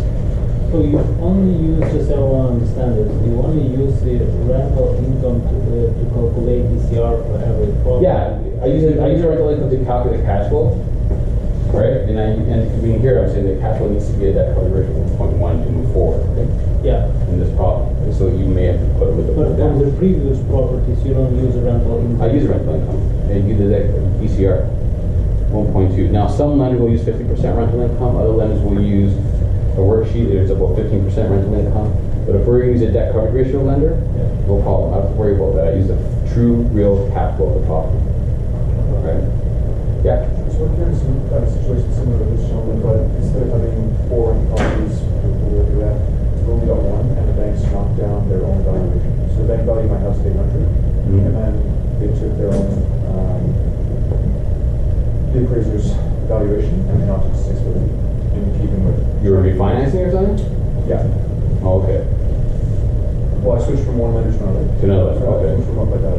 Yeah. To Scotia. Scotia? And Scotia knocked down their own valuation on what the mortgage broker said, yeah, the bank's being super conservative, this is one of the two tax deals to limit what they can lend people. They take their own valuations and just knock them down. That's kind of bullshit. The reality is, the thing is an independent appraiser. Yeah. So look, It was good meeting. the reality is the appraiser is going to give us their value. Our appraiser is more conservative, yes. So I can use the same appraisal firm over and over again because I can talk to them. It does make a difference, and I'm going to tell you right now, a lot of brokers out there don't have the ability, the authorization to use their own appraisers. Fortunately, we work with a company that is well respected, and we can use them across the board, all our appraisers. We actually have a client that we were looking at a property, and the appraiser came in and said he thinks the value is 1.3-ish. But he believed that the value is actually higher than that. He just didn't have enough comparables because he has to use a certain limitations of comparables. That's what I was thinking. Yeah, and that's the issue that they have. But that appraiser, we basically followed and they got the value up a little bit. But long story, they went outside their scope and the comfort zone. Sometimes an appraiser also needs a bit of an understanding. What's the client's scenario, right? Yeah, sometimes they also don't count rental income, or They will never count rental income. This is a residential appraisal, not a commercial appraisal. Rental income has no factor. It might have a factor as you as an investor when you're buying your property, but when it comes to valuations, has no factor. In commercial it does. So what you buy next? Yeah, I think, so your limitation is what you have access to as credit for now. I'd revisit that in 6 months. As far as the value, keep an eye on it, talk to Volition, see what your value is, and see if the value has changed. Go back and get another appraisal done through Scotia. Because the value might be higher. Your appraiser sounds like the appraiser was maybe just, not comfortable with the whole scenario, or maybe there hasn't been a sale in the area. As far as moving forward, yeah, you can definitely do that. Because the property value doesn't impact. The property value, we want to look at that, so we want to say, hey, if I'm going to refinance and I'm going to access, where can I access capital from today to be able to move forward?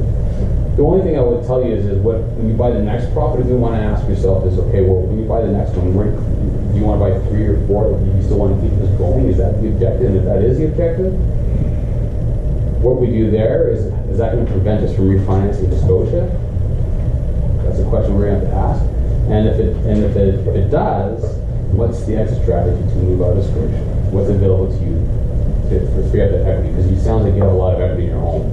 Just unfortunately got tied up because of that appraisal. Yeah, and that's scenario pretty much mirrors mine. Yeah. Minus multiple levels. Yeah, so you still gonna have a ton of options. As far as moving forward. If Scotia just refinanced you on a line of credit, it's a pretty hard product to qualify for. The qualifying criteria are a little bit more intense than others. So you should be able to qualify. Maybe not Scotia, they use a 50% rental loss. That's a little hard to qualify on the rental, but you may be able to go to another lender, even TD, and other lenders who you get that rental property finance. Yeah, but if you can't get that done at Scotia, I would do that Scotia for the rental. Why? Because they have 4 doors, and after that they pull into you anymore. You want to use the most restrictive lenders early in the process. Because lending is like a funnel, right? When you're starting off, everybody wants to lend to you. Everybody wants to give you a mortgage. You buy your first property, and then their restrictions start getting harder and harder and harder. So if that lender's only using 50% rental income when they're doing the calculation, and you qualify, use them. We'll save that coverage ratio lender for later. So in this client's case, I don't even think we needed that coverage client ratio. We know this qualifies, so I know they can move forward. Do we need a DCR lender? Probably not, because they're strong enough after we make those changes that they'll be able to move on. We probably end up taking them to maybe like an MCAP, because they have a really, really good program right now. But I would save the credit unions until later. Credit unions you save until the very end. The rates can be a little bit higher. Yeah. So one quick thing. So one thing we do with our clients when they're going through a refinance, Volition supports them by actually helping them establish that value that Dave was alluding to. So what we do is we help obviously build comps for comparable properties, help you zone in on a valuation. So you have the comparables to show the appraiser. And if you're doing your homework for the appraiser, it can help influence the value. Right? Yeah, I did that. I pulled a comps. And then someone appraised them and showed them to her, and they told them as well. The property was too unique in an area that was kind of up. possible. Yeah. That's tough. The property's unique. Like in our case, was a client with a fourplex in a neighborhood that had predominantly triplexes. There were no fourplexes sold in the last. Well, we have a when they went to the bank, they go use the outline, sort of the floor plan was on record, and so they got it done in the legal division like 20 years ago, so they couldn't come. You had an extra unit?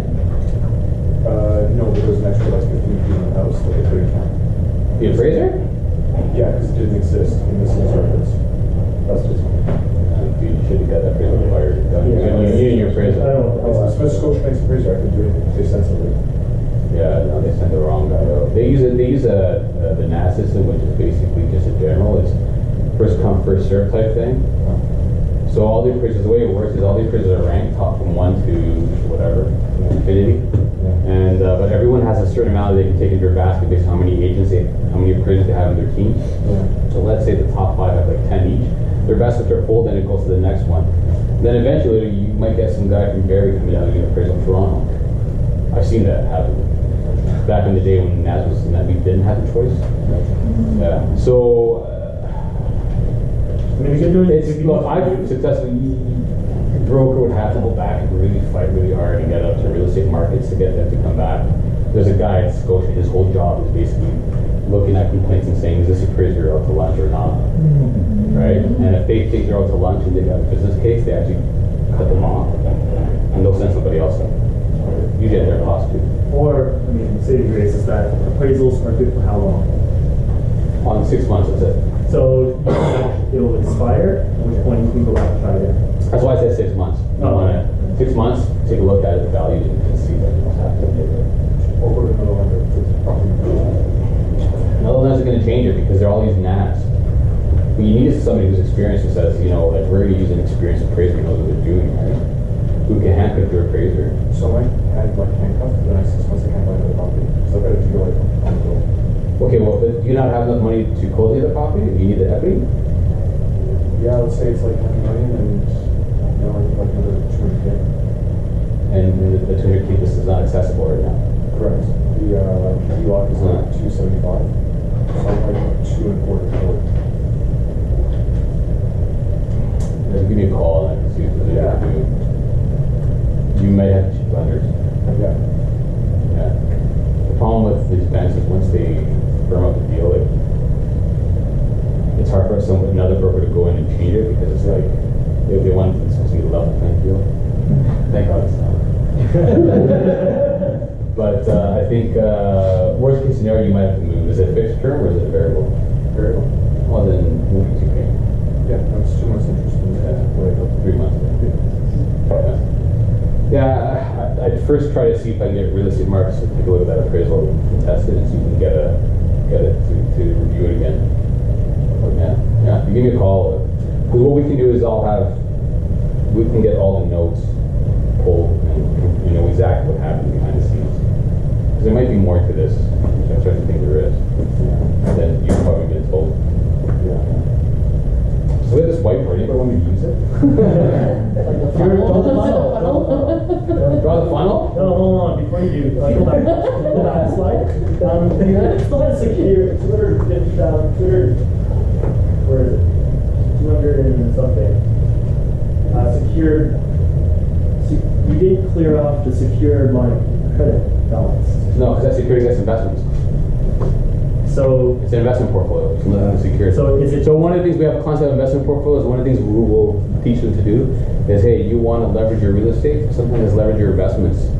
You don't want to liquidate your investment portfolio. You got whatever $500,000. We could probably get a 50 LTV against that quite easily at almost any investment house in the country at prime rate.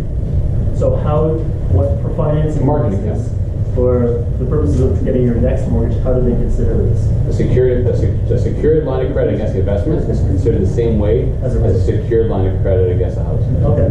That's why it's factored in the math. So can they get a secure limit on RSP? Or how you guys with it? Not RSPs, no. Has to be non-registered. Right, non-registered. They can't liquidate RSPs. Right. Yeah. So any investment, like do you It has to be substantial. Like it can't be like $50,000. It has to be like a couple $100,000 higher. And Start around 250, I would say. So, like, you mean as an option, we can do a line of credit instead of cashing out the investment? Correct.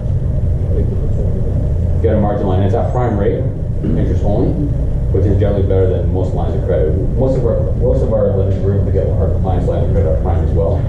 But traditionally, usually prime plus a half on the house, but in the investment, it's always prime rate. Just to understand.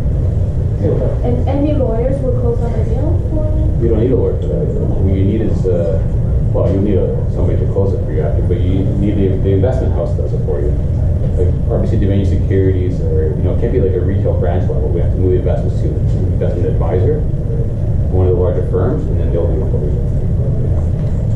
If you ever want to, we have Rolodex of advisors that we would recommend. Yeah. I do recommend the one I personally use, honestly. To the max mortgage, you use only personal income. You don't use any rental. Yeah, because this is how you assess it, right? I assess what's your max on your personal income. Yeah. And how is your portfolio affecting this maximum number? It's just how you underwrite. So I'm just kind of showing you the math, because I think a lot of people go to the bank and go, what do I qualify for? They just give you a number and you're going, this doesn't make any sense. But this is how we do it, right? We take, this is what your income services, this is what your exposure is right now, this is what the new number becomes because of these other components. Right? And the rental income from those other. It's already factored in here. It's already, the rental income is factored in. That's what we have the debt coverage ratio. So you have lenders that will use, like, again, the 50% rental offset, right? So if I got $1,000 of rent, they're going to use $500. So they'll add to the. This is not how that lender is. If that's for this portfolio, this lender is not going to work. For the first time you're buying, you say, hey, my income qualifies here. I don't have any rental properties, and you only need a $500,000 mortgage. Yeah, that's going to work. Or you need a $1 million mortgage. Your income is subsidizing that mortgage. That's why the 50% offset works. Obviously, it's not going to work indefinitely, because if it's 50% offset, you're technically getting money as far as the lender's concerned. Yeah. Other lenders do a rental version, which is about 85%. Right? So in this case, you use $850. DCR, we use 100%. The only thing we put in there is a 5% vacancy rate.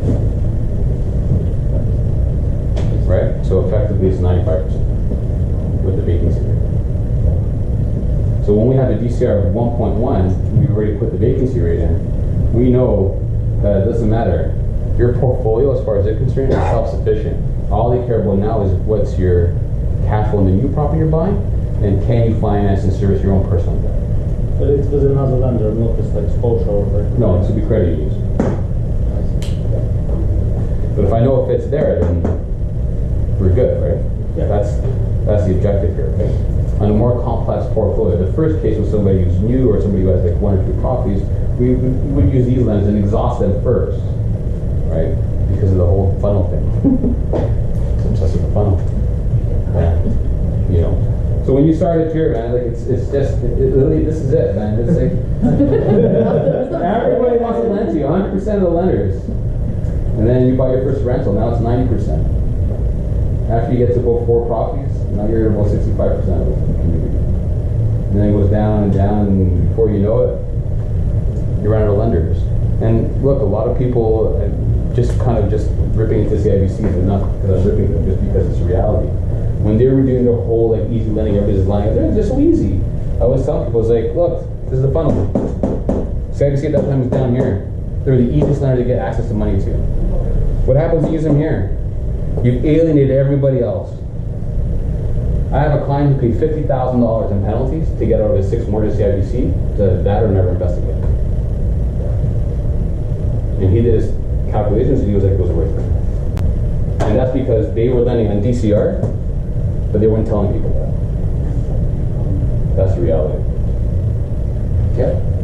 So when you do your DCR, right, like let's just say, you're tax positive, but that's not really taking into account that at the end of the year you have to pay tax on the equity portion of your mortgage, right?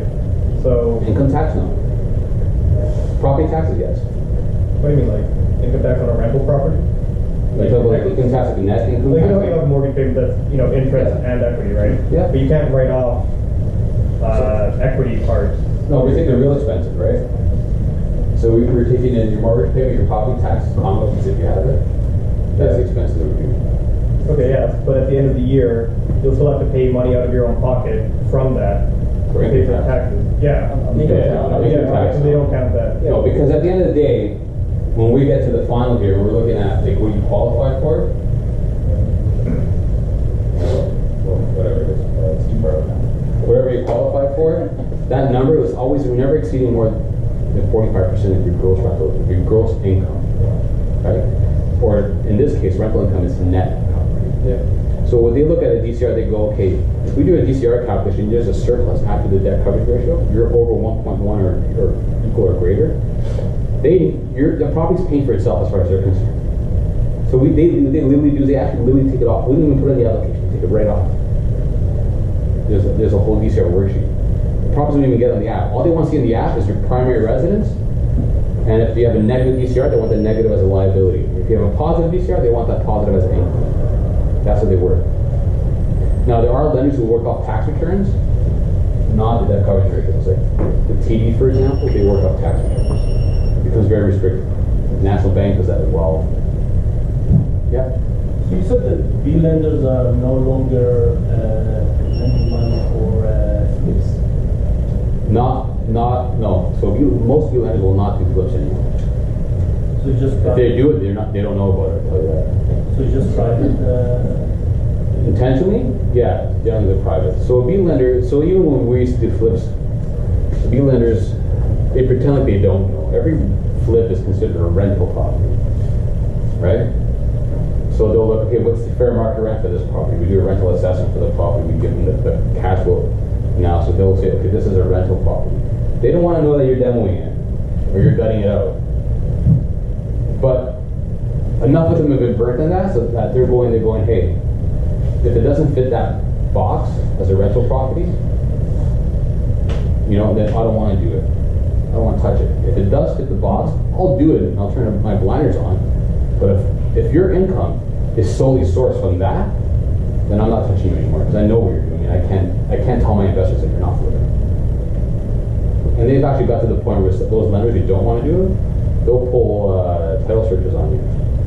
They'll identify every transaction you've done in the last 10 years. They'll be like, this guy's flipping property, I can see him all. They'll pull even your whole codes.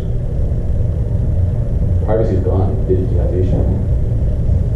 So the trick here is you have to look in that scenario though. If you were to go to let's say an Equitable Bank or whoever, and they were to qualify the client, sure, we're going to take that qualifying, but that's an exception.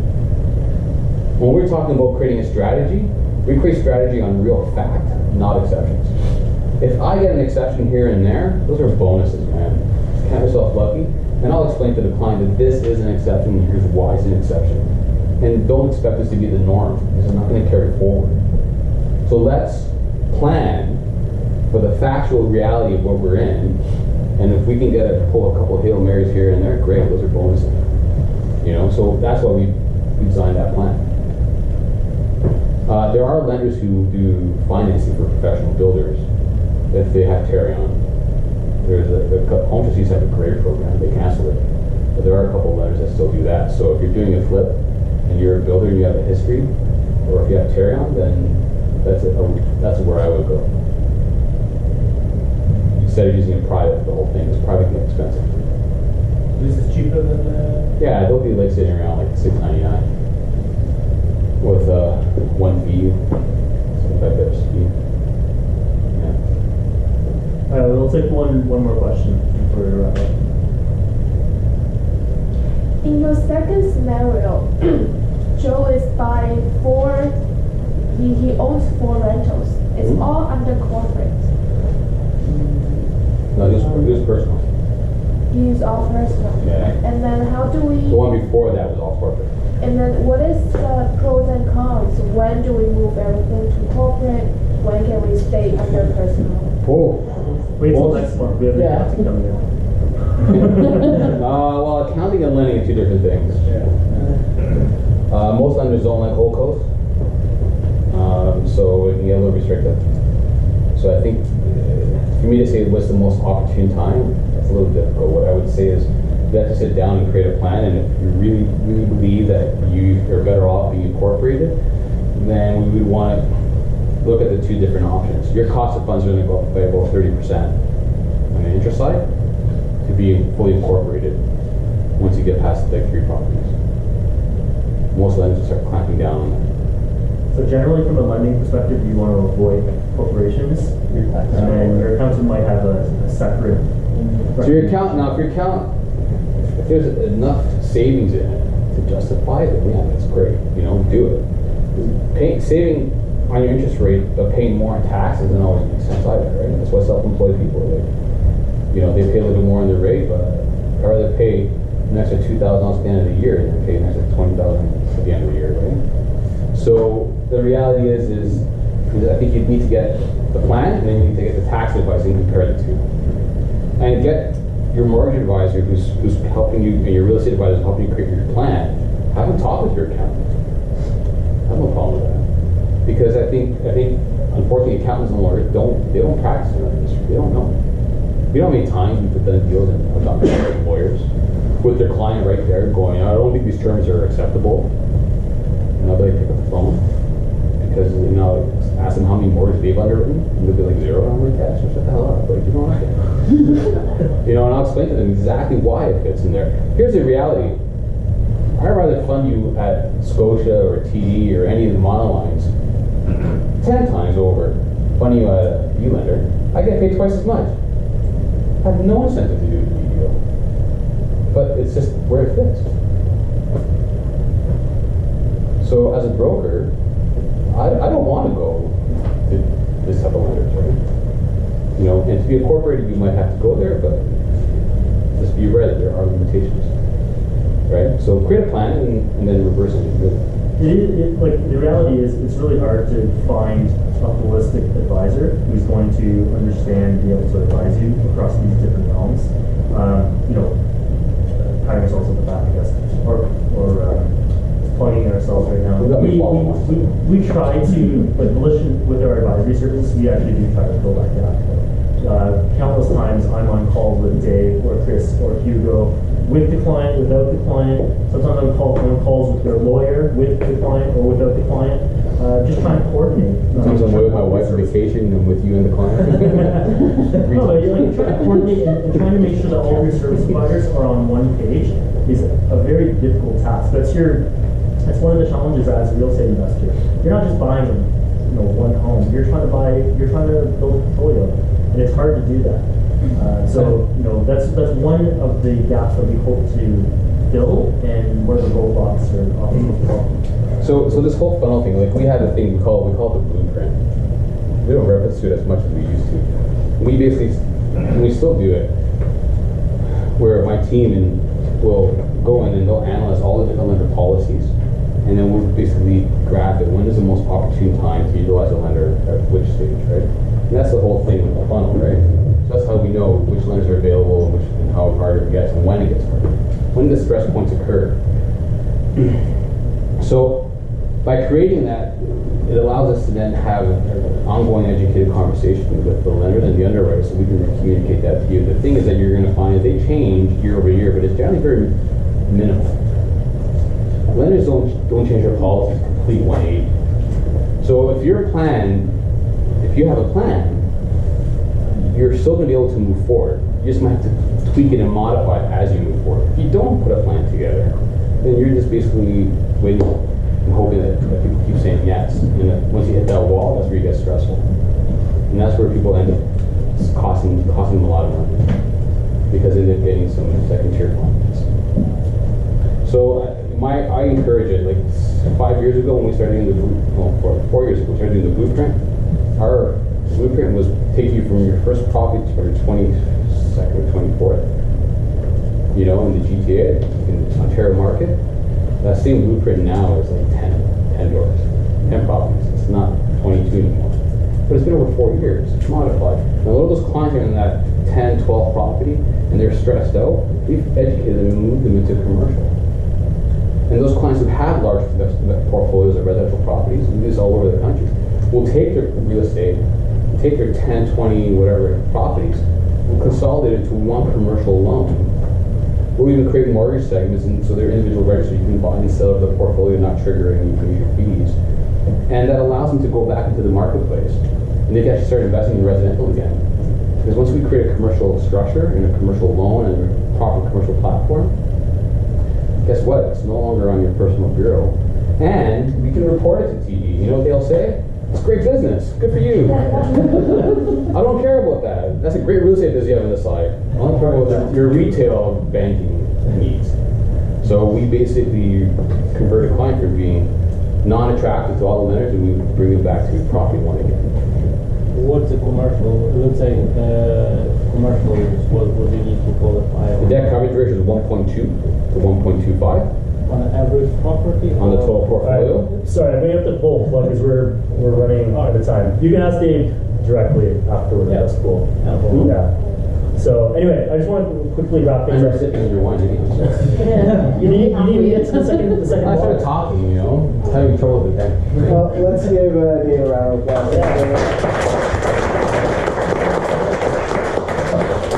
I think basically what we were trying to do here was solve problems, right? I know, like I said before, financing is going to be your biggest challenge, and we wanted real life scenarios we wanted to throw them at Dave.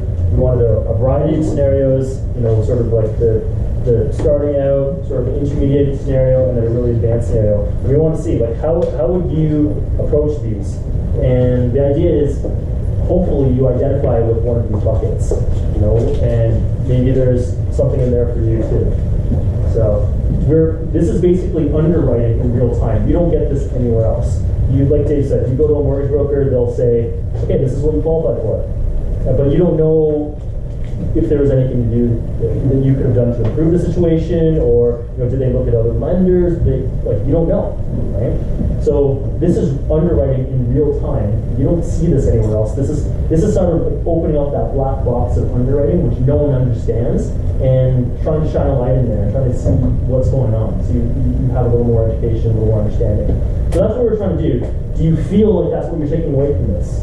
Yeah. You feel more educated, you feel more confident, you feel like you want to give Dave a call? No, but the reality is we're hoping that this will at least incite you to action. We don't have the answers here at Volition on the financing side, perfectly frank. We always send them over, right? And if you want to come work with us, first thing we always do is say, go figure out how much of a mortgage qualification you have before anything else. Or if you have a portfolio, how much can you pull out of that portfolio, which would be the seed capital for your next purchase. Go figure that out.